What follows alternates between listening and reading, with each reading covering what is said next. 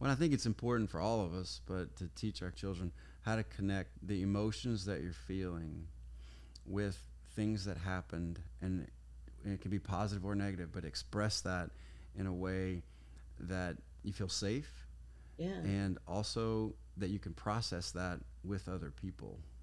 You can go so deep with that because if they say my day was lovely, well, what does lovely mean to you? There's so much more you can do with that. Mm-hmm.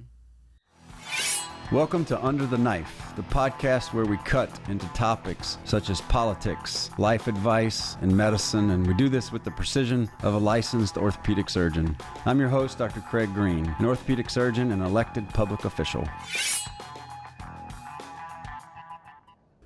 All right, Charlotte, let's talk about 10X versus 2X. How have you lived that, or are you living it right now? What are your takeaways? Do you think most people don't do that because it would lead them out of their comfort zone? You know, I think I think you probably would agree with me with this is that everybody loves their comfort zone because why? It's comfortable, right? Mm-hmm. But I think that 10x causes you to think at a completely different level, and it's a completely different place that it forces you to say, with every decision now I'm looking, I'm saying, am I 2x in that decision or am I 10x in that decision? If we stay in comfort, we're going to 2x at most, and probably less than 2x if we're comfortable. Mm-hmm. But I think we as human beings, our brain is geared to protect us Right. and to keep us in that comfort zone. I think you're right. Um, Tell me, let's talk about family law. Yeah. You've been able to scale that, right? Well, my story is that sadly I lost my husband 10 years ago. So prior to that, I lost my father in an accident. He and I were in an automobile accident, and so I grew up without him, and then was married to the love of my life and lost him as well. So, I said, man, look here, I've made it through. I've made it through life. I've made it through here. I understand the fear of not having the structure of a relationship. I understand the pain of that. I understand the thought of losing everything. When you lose both of those entities, both of those individuals in your life.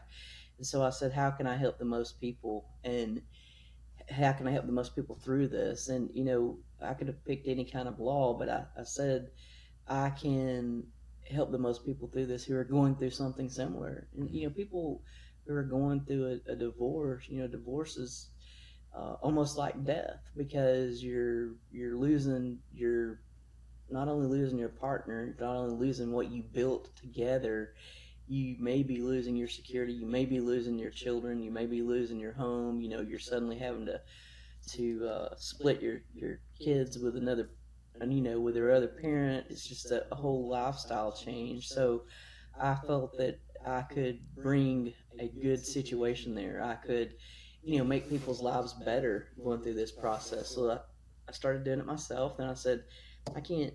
I can only touch 100 people a year if I do this, but if I scale this, I teach my team through all these same thought processes I have, through the mission, vision, and values that I have. Then hiring one more person, we can now touch 200. So that's just how I've scaled. I've brought in somebody. I found people who buy into what I believe and buy into giving the same level of service, and we've been very fortunate to be able to scale that way. And now you're working on 10X, right? Yeah, that's exactly right. Let's go. Let me share a quote with you. I want to get your thoughts since you're in this space a lot. I heard a quote recently that said the destruction of the nuclear family will be the demise of society. We've heard a lot about divorce rates have gone up in the last 100 years. What do you see on the front lines of that? I think there's so much truth to that. I think that if you look at you know if you go through time, it's a very good question. But if you go through time, Doc, and you say, the 50s and the 60s, there was so much trouble. There was war. There was you get into the 60s and you have so many issues of that we know that went on during the 60s. Then the 70s we sort of start coming out of war, and we start trying to to do better with our country, with the way we treat people, and we started the growth there. But if you look at any time in life, there's going to be a 10-year period of some kind of problem. Mm. There's no 10-year piece of the world that is problem free. But in each of those areas, the problem doesn't appear to have been the nucleus of the home. Mm. It appears to have been, socioeconomic problems. It appears to have been, uh, treating people poorly problems. It appears war problems. There's always problems, but they were never the nucleus of the home, because until, around the 70s and then starting into the 80s, it was very uncommon for you to hear the word divorce as much as you do now. And I think that that's because there was so much stickability. People, especially, in the South, people would get on their, they had farms, and they took responsibility differently. And not saying that people who get a divorce are not being responsible, because there's certainly a lot of responsible people, but I say that to say the responsibility those years ago was to providing like food and shelter to the children, usually through a farm, especially in the South. There were, they all went out, they all worked on the field, they came back in, and the as time went on, then, I will say this, I will say I think husbands started, getting careers, and Mm. started becoming professionals, and started working in engineering, and started working in the outside space, and the focus became more so on providing financially for the family. And I think that the nucleus started to grow, instead of being that tight little nucleus where everybody was working for the same common goal.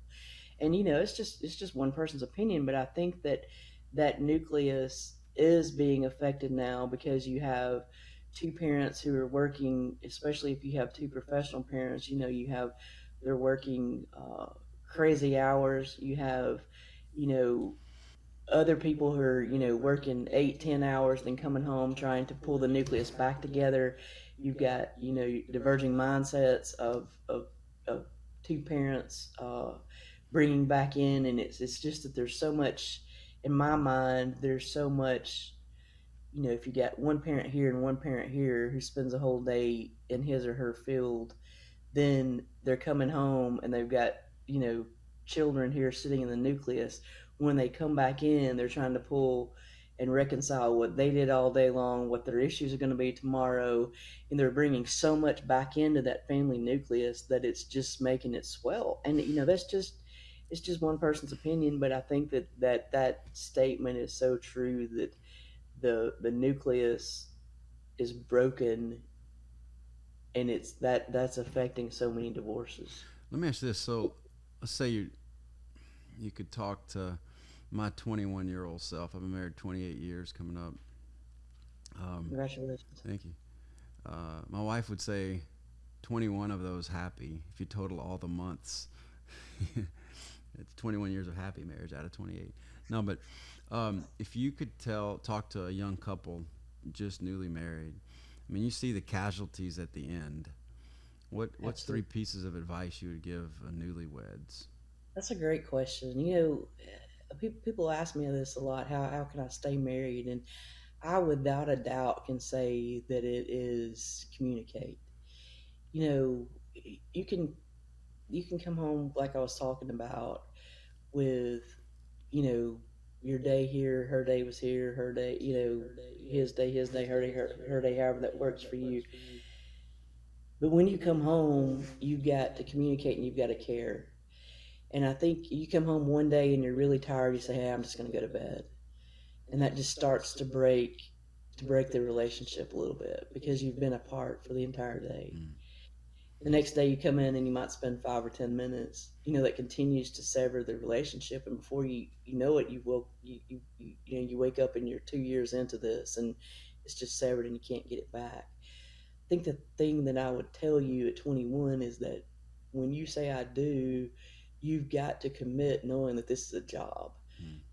You're not marrying somebody. You're not going into a marriage for you. You're going into a marriage for both of you. You got to say every single day, what can I give back to this marriage to make it work? And you've got to say, what can I give to my partner to make his or her life better? And I think if you do that every single day, you're not going to see us. I really don't think so. And you're going to have to also be willing to say, there's going to be days that I may have to coach my spouse on this, or I may have to give more than my spouse does because your spouse may be in another place. But if you will get the mindset that this is a responsibility that I have, it's a job, it's not a, I should say maybe it's a project. You have to look at it and you have to say, how do I move? You know, as I said that, I just thought how you could almost think of it in a business sense of like, what are your goals? If you start at 21 and you say, here's our goals, then you're driving toward a goal and you're Well, and doing then that together. what does a 10x of a good marriage look like? Look at yourself and say, did I 10x my marriage today? I mean, you can ask yourself that question every Hmm. day. What did I do? One of our values is to provide an unexpected opportunity for our people. Hmm. What did I do today to provide my spouse with an unexpected opportunity? Or which one of my values did I live by today for Hmm. my spouse? And how do I 10x in my marriage today? So if you wake up and you're not just thinking about your job, but you're thinking about your spouse and your kids, and you say, okay, today I'm going to 10x the practice this way. I'm going to 10x my spouse this way. I'm going to 10x my kids' lives this way. Just think how that would change. Why would your spouse ever want to get a divorce if Right. you wake up every day and say that? If both parties are doing that, then it's going to be a good environment. Yeah, for sure. But I think that, this is so funny to think this way, but you're almost talking me into thinking that we should write a book about this. If you before you get married, if you talk to your potential spouse about what is our mission, vision, and values going to be, how are we going to live as a family, where are we going, and what is that going to look like? What is raising our kids going to look like? What's it going to look like when we have financial trouble? What's it going to look like when we prosper? What's our and then you look every year, this is what we're going to build this year.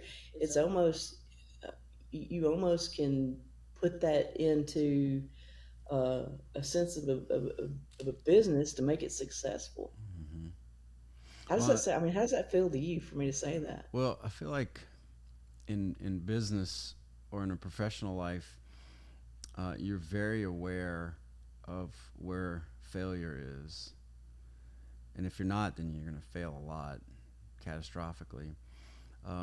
And I think that if people would have that much awareness with their relationships as well, you could avoid some of the catastrophes that we just take for granted. That the danger's over there, and it could be more insidious danger too. It could be silence. You're not having the open lines of communication you once had, and then people get, I think, frustrated, confused, and their energies are put elsewhere. And so, I don't know. I think of marriage as an institution and not just an arrangement, and it's For very sure. difficult.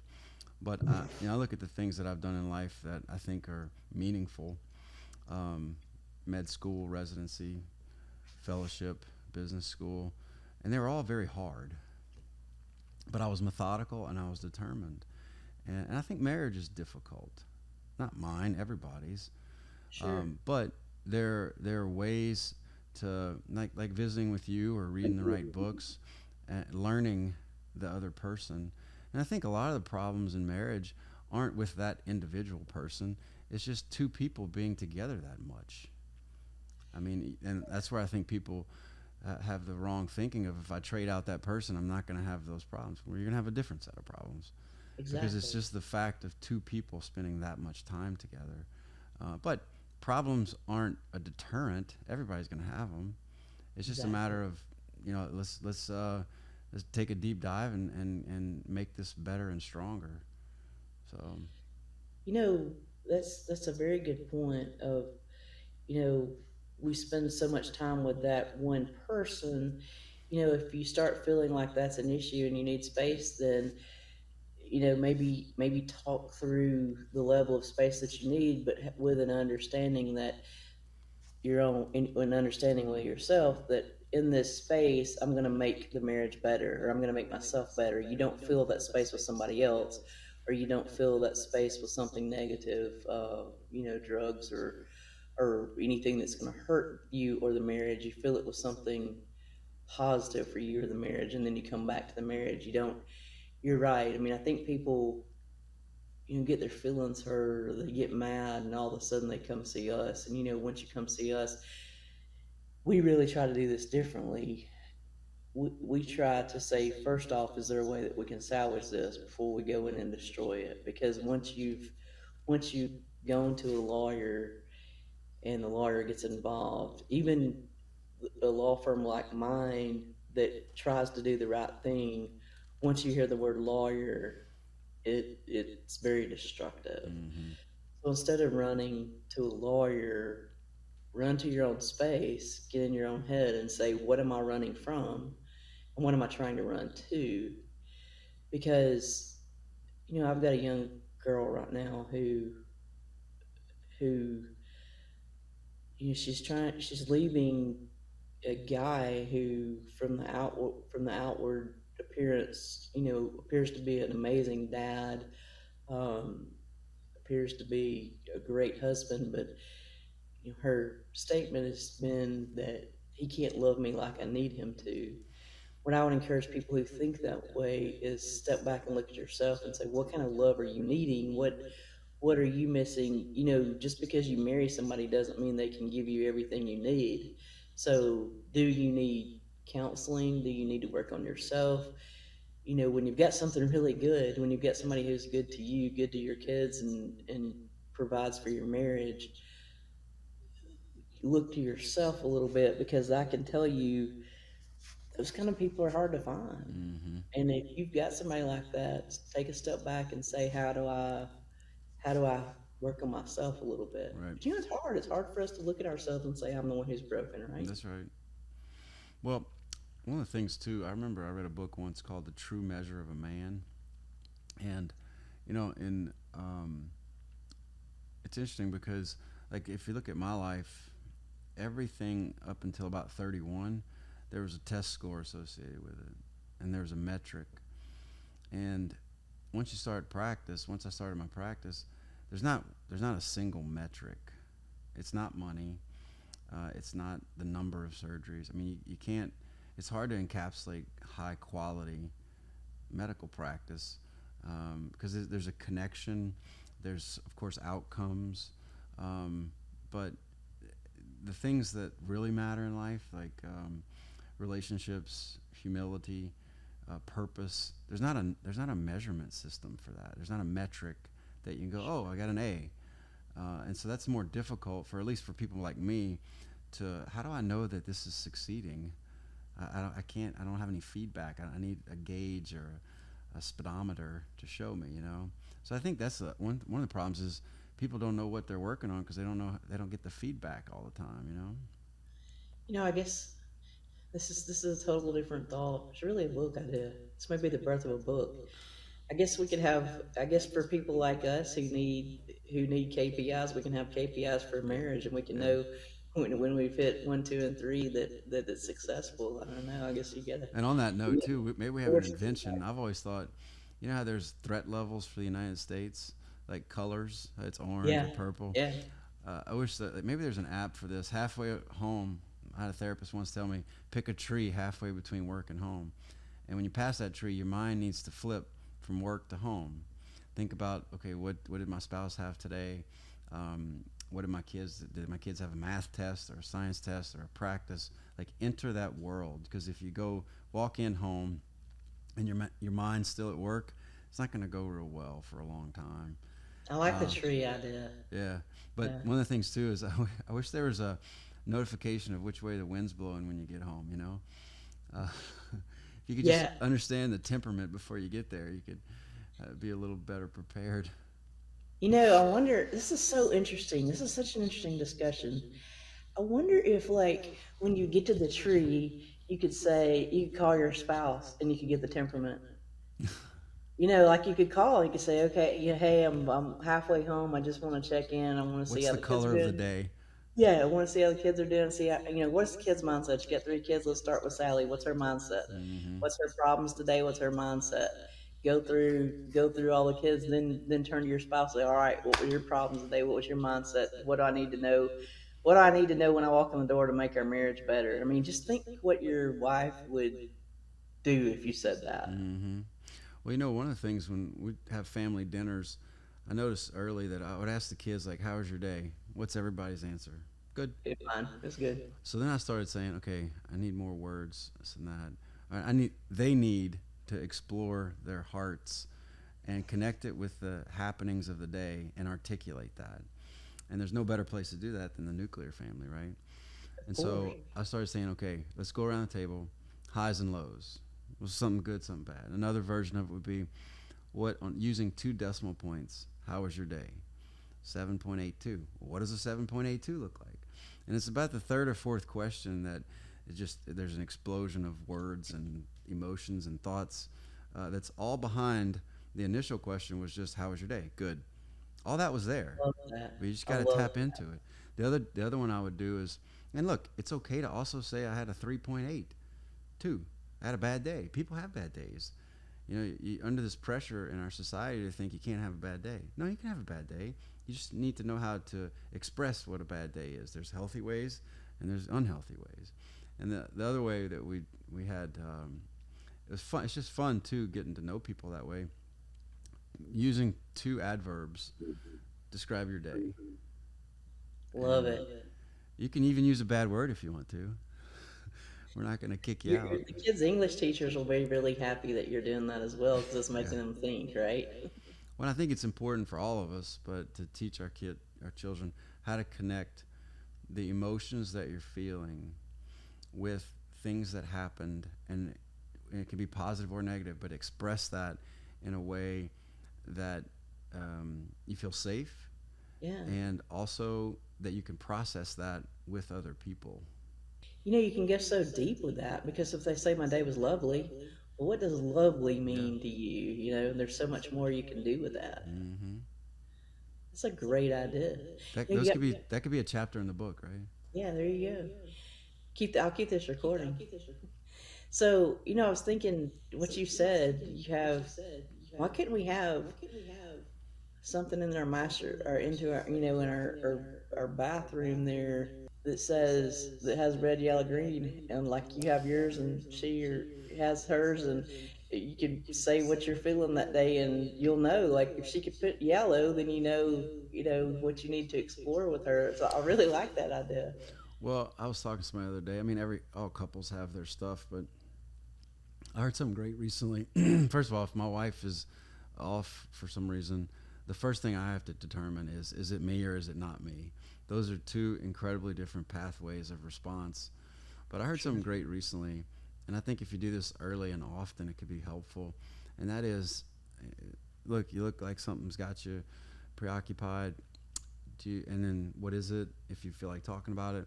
But what is it that you need from me? Do you need me to hear you, hug you, or help you, or some combination of them? I find it's rarely help. You know, you don't want me Interesting. to actually solve this for you. Mainly, it's hear and hug. You Sure. know, and that reminds me of I heard a therapist say once. Do you know what the world's most powerful emotion on the planet is? Empathy. Empathy.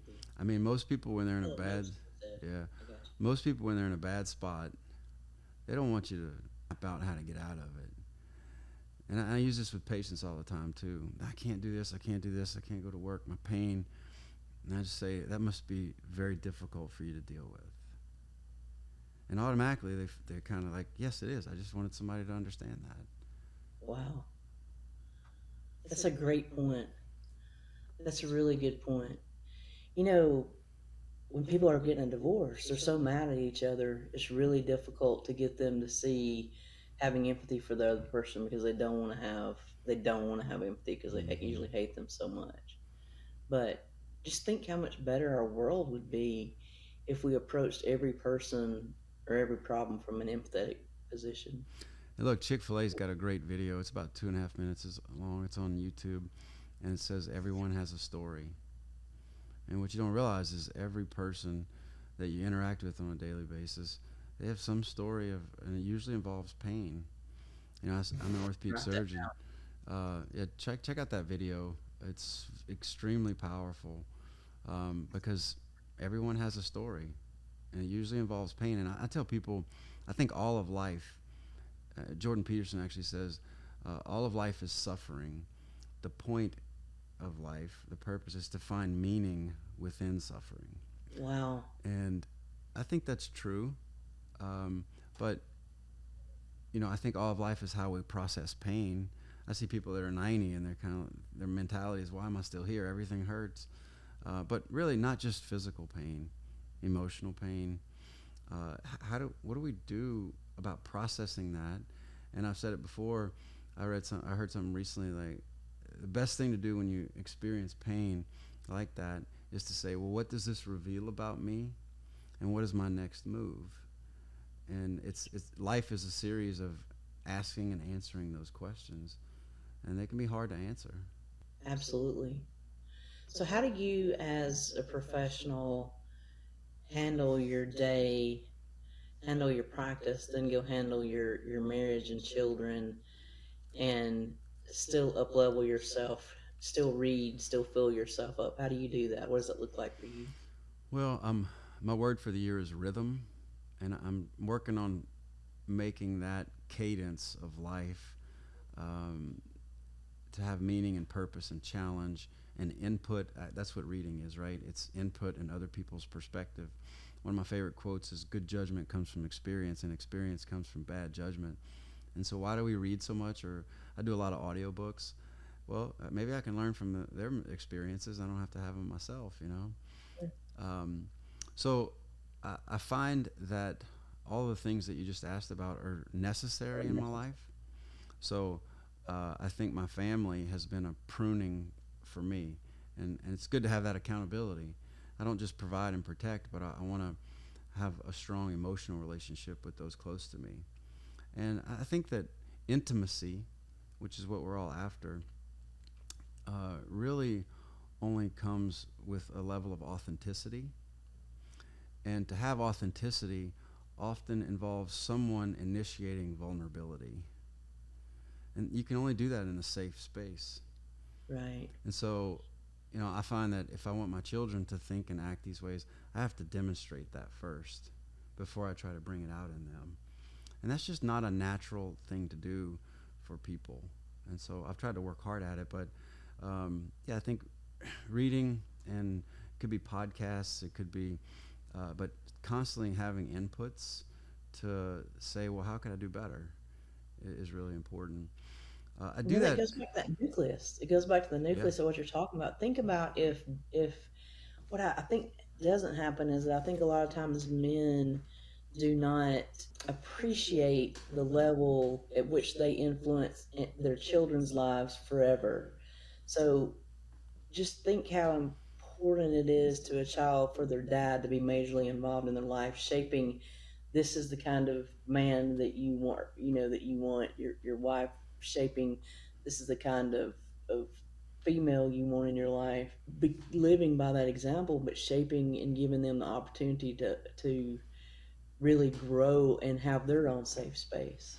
Well, Because if they're having to struggle all the time with an absent parent, or they're having to struggle all the time with an unhealthy parent, somebody told me a book recently, and I think it was like called Children of Unhealthy Parents or something like that. But it was like, when you have unhealthy parents, you live with that for the rest of your life, yeah. and you have to work through it. So you're giving so much, pain to your children to live through forever if you're not healthy. Hmm.